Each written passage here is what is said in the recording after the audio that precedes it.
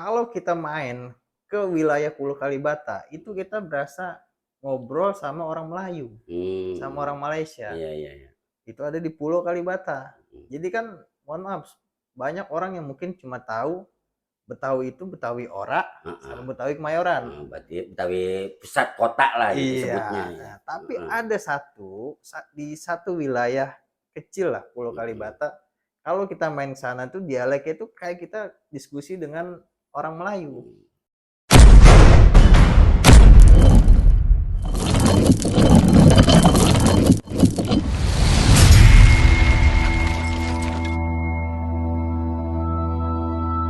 Assalamualaikum warahmatullahi wabarakatuh. Salam budaya, salam Nusantara.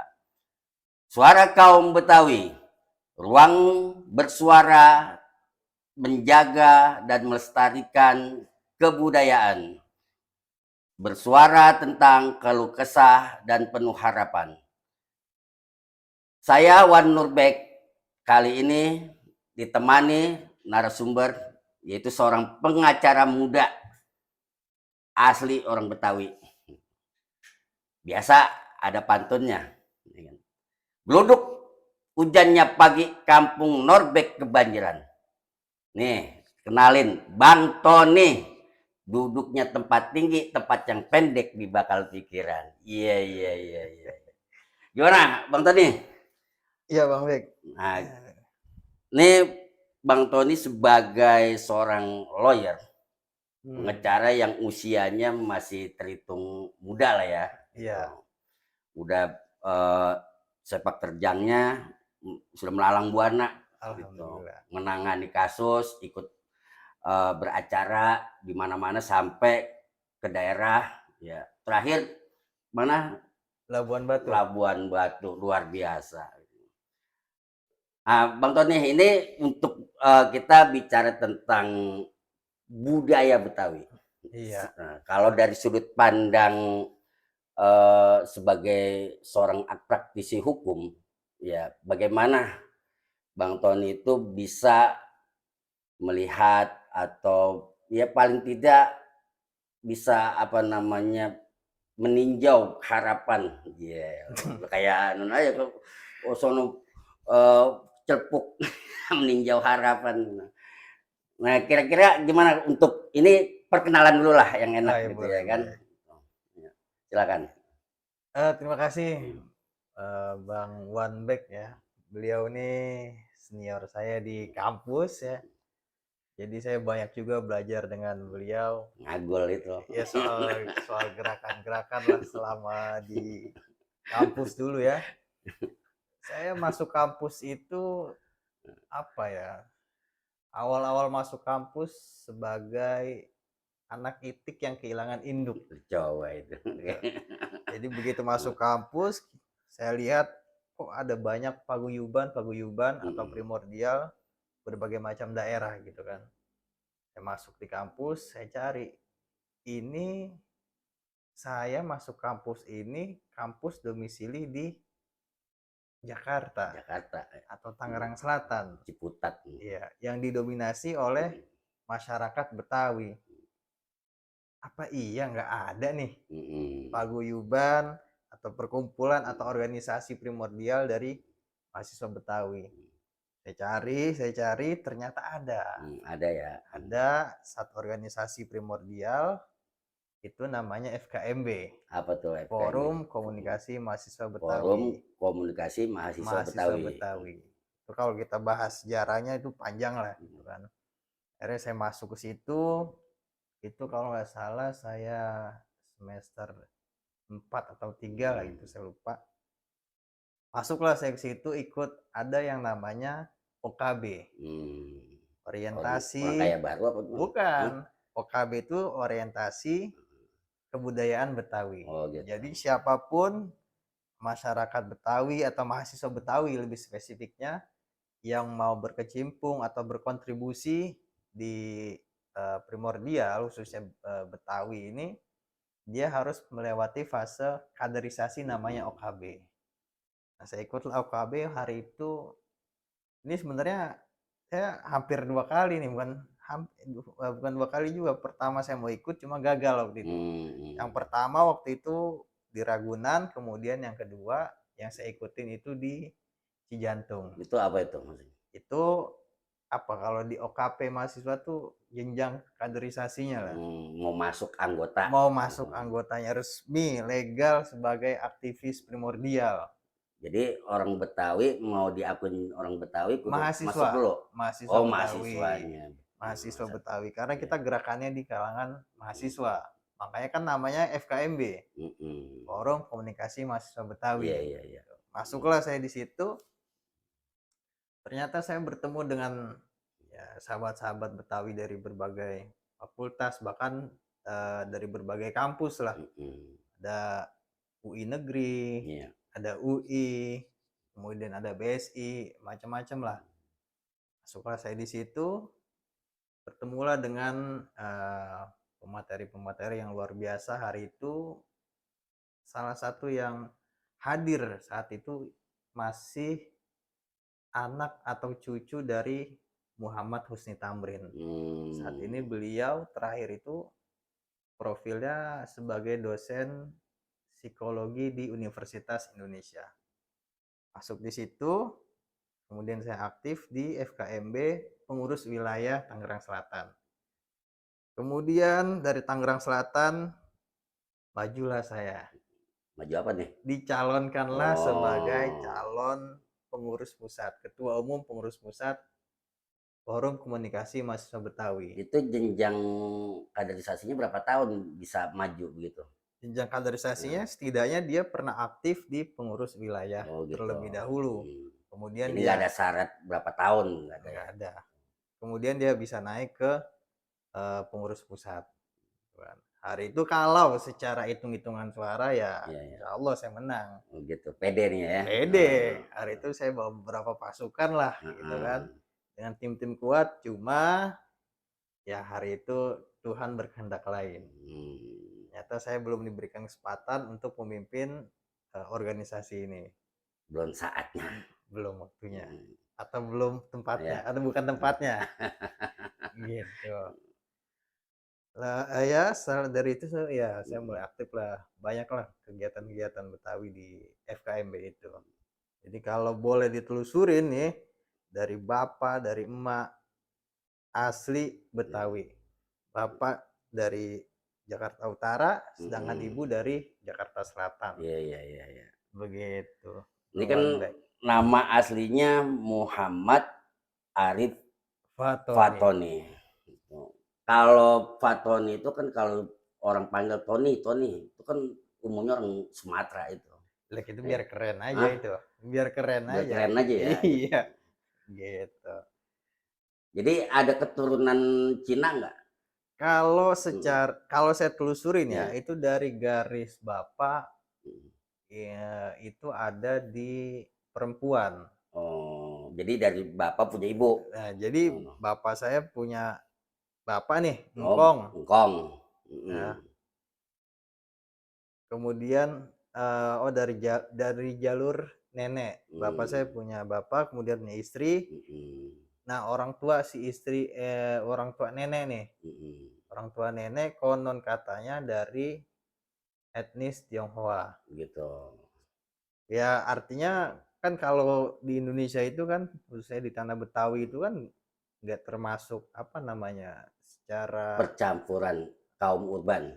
iya gitu. apa secara ini kan nggak tercatat sebagai nasab ya. Iya. Karena kan dari perempuan. Hingga akte lahir saya juga start bloodnya pribumi gitu. Tapi Jadi kalau disepakati itu orang Betawi itu secara garis kekerabatannya itu matrilineal, ngambilnya dari ibu, gitu. Cuman karena umumnya orang Betawi itu ada unsur Islamnya, ya kan, karena ini berkaitan dengan ahli waris, ilmu faraid, maka binnya itu tetap ke bapak. Jadi turunannya begitu ceritanya. Jadi ada konon katanya ada etnis Tionghoa. Masih ada ya? Ada. Tapi kalau ibu, nah ini yang mungkin banyak orang-orang belum tahu nih, Bang. Apa tuh ya? Jadi kalau orang Kalibata itu ada satu wilayah Mm. namanya Pulau Kalibata. Pulau Kalibata. Nah, Mm. itu kalau kita main ke wilayah Pulau Kalibata, itu kita berasa ngobrol sama orang Melayu, sama orang Malaysia. Iya, iya, iya. Itu ada di Pulau Kalibata. Mm. Jadi kan, mohon maaf, banyak orang yang mungkin cuma tahu Betawi itu Betawi Ora sama Betawi Kemayoran. Berarti Betawi pusat kota lah gitu Iya. sebutnya ya. Nah, tapi ada di satu wilayah kecil lah Pulau Kalibata. Kalau kita main sana tuh dialeknya itu kayak kita diskusi dengan orang Melayu. Ya kayak layaknya bahasa resmi orang Indonesia dah kayak gitu ya.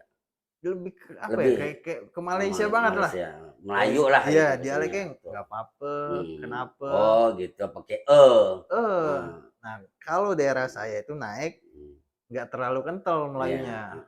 Cuma agak polesan dikit aja. Betul, pakai Kenapa? gitu. Kalau dia Ada ininya, ada nadanya.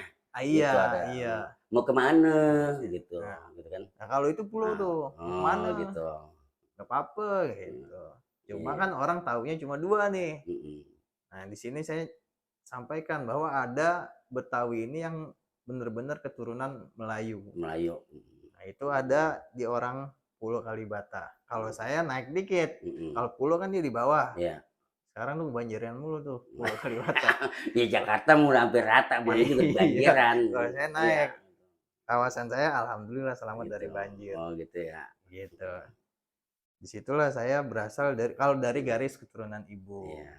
Tuh. Ya pokoknya kalau ditelusurin itu masih ketemu lah ada darah Tionghoanya gitu. Ada dari bapak. Nah termasuk mungkin kalau istilahkan di Kalibata itu kan ada Tebet, ada nggak tuh korelasinya dengan istilah Tibet gitu? Wah, kalau situ kita kurang Tebet paham sama tuh. Tibet kira-kira ada nggak korelasinya? Kurang paham itu kita. Paham ya. Iya. Boleh perlu digali lagi itu. Ya, itu. Jangan-jangan karena di sono banyak tadinya yang menghuni kaum urban dari Tionghoa gitu, yang kampungnya Tibet gitu. Makanya di situ sebutnya jadi Tebet gitu. Boleh jadi sama kayak Kuningan dulu itu kan. Iya. Kalau secara sejarah kan Cirebon. iya, katanya tempat istirahatnya di situ. Kayak begitu. Nah, Kuningan tuh beda lagi tuh dialeknya tuh. Kalau kayak turunan Guru Bugni tuh lebih tekenan lagi di iye. Gitu ya. Gitu. Karena kebetulan kakak ipar saya juga orang Kuningan. Di situ, gitu. Kuningan. Masih ada darah dari Guru Bugni juga. Oke, sekarang begini aja dah. Kan secara ya artinya biar bagaimanapun tetap Bang Tony ini boleh dikatakan putra Betawi. Iya, gitu. benar-benar. Ya kan? Ya bisa dikatakan juga asli Betawi lah gitu. Karena memang udah kampungnya udah di situ. Asli pakai Ya kan? Udah nggak mungkin pulang lagi ke sono kan gitu kan. Nah, kira-kira kalau mengenai adat istiadat Betawi sebagai generasi milenial, Gen Z, gitu. Kira-kira bagaimana tentang adat istiadat Betawi yang dirasakan, apakah itu masih berjalan ataukah memang tidak seperti yang diharapkan atau gimana? Ini begini, Bang Wanbek ya.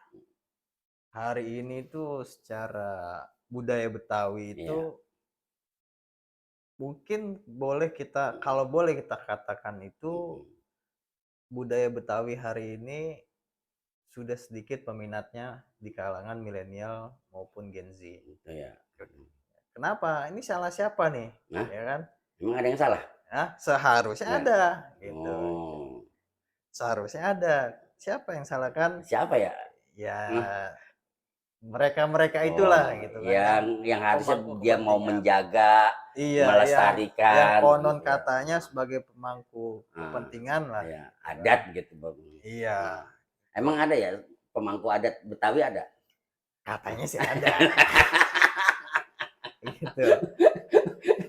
Iya, pemangku adat Betawi tapi kerjanya jongkot aja. Kalau itu Iya, kurang kalau kata orang Jawa meneng-meneng baik. Kalau kata orang kan ngejogrok baik. Iya, gitu. Nah, hari ini kalau kita lihat ya, kalau dulu mungkin kita masih bisa lihat apa namanya, ya contoh utamanya ketika perkawinan lah, kita Ya. masih sering lihat ada adat Betawi berupa palang Ya. pintu, kemudian ya kalau sebagian besar masih ada yang pakai rebana gitu kan. Di acara seremoninya gitu ya. Seremonialnya seperti itu. Bahkan mungkin generasi milenial sekarang atau Gen Z nggak tahu tuh lagu Sike. Hmm. Ketika Hmm. ketika adat perkawinan tuh lagu Sike yang baca sholawat itu baca kan. selawat itu. Sebutnya Sike ya. Lagu Sike kalau di tempat saya Itu sebutannya. biasa dibawain nama palang pintu bukan? Bukan. Bukan, beda lagi. Jadi ada Gitu. palang pintu, Ah. kemudian ada tim rebana namanya. Oh gitu. Salah satu solisnya lah vokalnya itu dia melantunkan namanya lagu Sike. Nah kalau kita lihat sekarang, saya rasa itu banyak yang nggak paham. Gitu ya.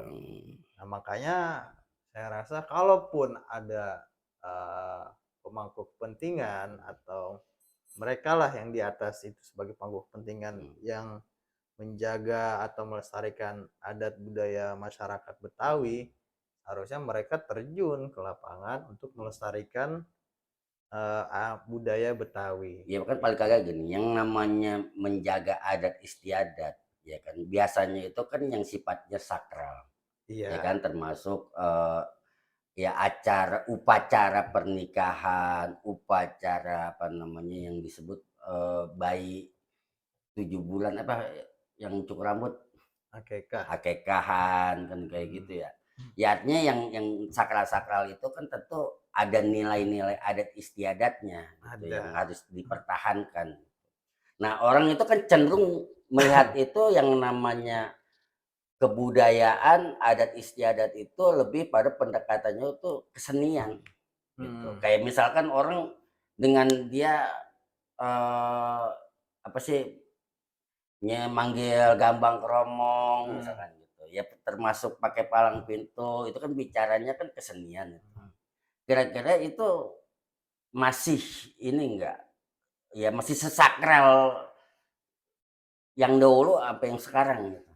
Ya kalau kita bicara soal kesakralannya tentu yang dahulu gitu kan. Mungkin kalau sekarang itu apa ya?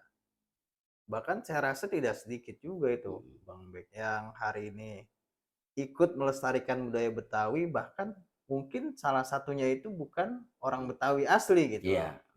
Tapi mereka tertarik dengan Dia mengikuti gitu ya. iya, Mengikuti dia karena memang dia ada di lingkungan di situ yang notabene-nya itu lingkungan Betawi. iya, Nah, dia menggunakan upacara-upacara Betawi. iya. Itu. Sedangkan orang Betawinya sendiri, Nah, ini saya juga bertanya ya. kemana nih orang Betawi nih? Kenapa mereka nggak terpanggil untuk melestarikan budaya Betawi? Cuman Gitu kan. katanya butuh biaya yang gede, mahal. Dah, yang namanya budaya mah kan nggak perlu biaya. Yang kalau biaya itu kan kita bisa apa namanya? Bisa patungan lah, urunan lah. Urunan. Paling kagak Gitu. ada yang istilahnya ngedorong gitu kan. Iya, gitu kan. Kan kalau memang ada atau disediakan dananya ya alokasikanlah untuk keperluan pelestarian budaya Betawi itu Ya sendiri. kalau dulu kan istilahnya ada istilah kata rembuk gitu. Ya kalau secara ini kekeluargaan, wah lo mau ada hajatan, yaudah ntar gue yang nyumbang tampilan ini kan gitu misalnya gitu. Nah itu sepertinya kalau yang kayak gitu tuh udah nggak ada tuh gitu. Udah nggak ada kayak Iya. gitu mah. Yang dia mau bandarin kalau kita kata. Iya. Tokenya udah nggak ada. Nggak ada gitu. Nah Jarang. seharusnya kan tetap ada. Kalau bicara di sini kita ormas banyak, ya kan? Ormas ya katakanlah sebutlah ada. Nah sekarang nih muncul lagi nih istilah baru, ada Betawi struktural, ada Betawi kultural. Oh begitu. Ada lagi Pakai tuh. ada struktural dan kultural. Iya. Nah kira-kira yang dominan mana nih? Struktural apa yang kultural? Apalagi kalau kita lihat informasi ya di medsos, ada yang berantem ini. Oh gitu. Iya. Yang struktural lagi rame tuh. Iya. Itu muncul di komentar ada yang ngaku, oh saya mah Betawi kultural bukan struktural gitu. Itu yang penting pada akur. Nah ini muncul lagi nih, ya itulah yang dikatakan budaya itu ya, sebab kalau kita bicara budaya kadang orang apa namanya, membicarakan budaya itu eh, dalam artian yang tidak boleh dirubah, itu Heeh, stagnan itu. iya, Padahal kalau kita bicara budaya, budaya itu tidak jumut kalau menurut saya, dan itu bisa berkembang, berkembang. berinovasi. Contoh misalnya kayak batik. Mm-mm. Kalau dulu kan yang kita tahu tuh kain batik buat sarung kan, Iya, ya cuman buat kan gendong iya buat gitu. gendong, buat sarung. Tapi setelah ada inovasi, hari ini kan batik bisa jadi pakaian yang Baju elegan, baju yang formal bagus, gitu kan. baju formal, bahkan bisa dibuat pakai jas. Ini kan salah satu bentuk inovasi, namun tetap menjaga substansinya Heeh. gitu. Nah, yang dikatakan dengan majelis adat Betawi Berat itu nih, sebenarnya ada nggak sih majelis adat ini? berat nih. Hah? Berarti di mana? Ya kalau bicara majelis adat, katanya Ah, ada ah. gitu loh. Ada majelis adat Ya memang Betawi. ada kan, Iya, dan ada. itu eh, ya disosialisasikan gitu. Seharusnya. Hmm, Cuma kan ini kan kalau kita bicara Betawi kan kita merujuk ke Bamus ya. hmm. Ada namanya Bamus Subadan Musyawarah Betawi. Tahu. Jadi yang kita tahu Bamus itu menaungi beberapa ormas lah. Kalau nggak salah tuh ada sekian ratus berapa gitu. Ya masalahnya kan bagus ada dua. Ada dua ya? Dia mau pakai yang mana ini? Ada dua. Hah? Bamusnya ada Iya. dua ya? Hah? Jangan-jangan yang satu struktural, yang satu kultural, bagaimana? Gitu. Ya kalau kita lihat Hah? struktural dua-duanya Dua-duanya itu. struktural gitu ya. Nah, konon katanya Hmm. mau dibentuk majelis adat katanya. Ada, udah dibentuk. Udah ada ya? Udah ada. Makanya tuh kan yang sekarang panggilannya tuh kalau dia sebagai kepala ya, kepala adat atau ketua adat lah gitu. Hmm. Sekarang gelarnya itu datuk. Gitu. Itu datuk dari mana itu dapatnya? Yang saya tahu mah Datu bukan Betawi itu. Bukan Betawi ya. Iya.